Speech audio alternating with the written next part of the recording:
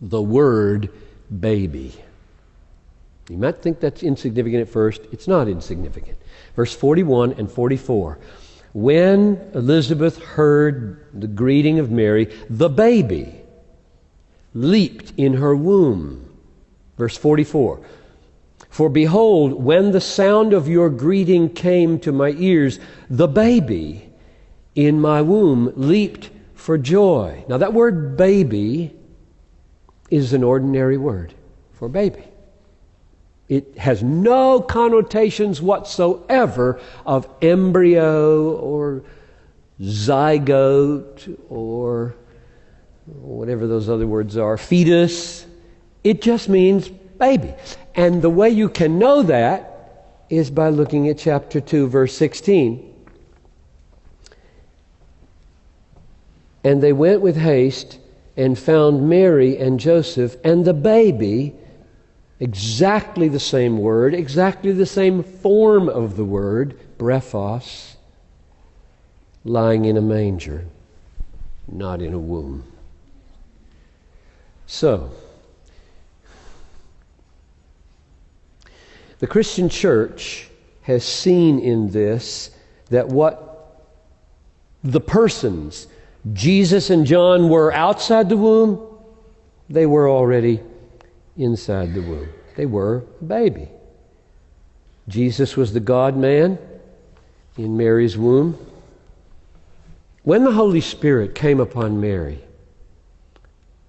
and caused her to conceive, what was that?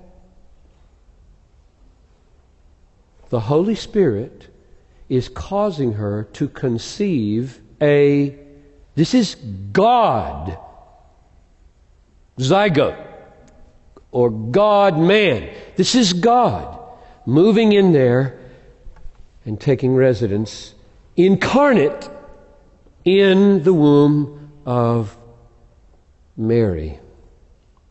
It's a baby inside, just like it was a baby outside. Jesus in the manger is called a baby. John in the womb is called a baby. That's the assumption behind biblical thinking. Not separate things. Like when it's out, it's baby. When it's in, it's embryo. That's not the way the Bible thinks. And now, science, as it so often does, has made this easier to believe, not harder. Not only do you have ultrasounds, but you have internal ultrasounds. There are photographs that are so spectacular, it absolutely blows your mind away. At 8 weeks, this little baby is sucking his thumb, recoiling from pricking, responding to sound.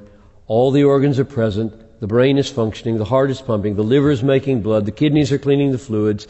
There is a fingerprint. And virtually all abortions are done after that.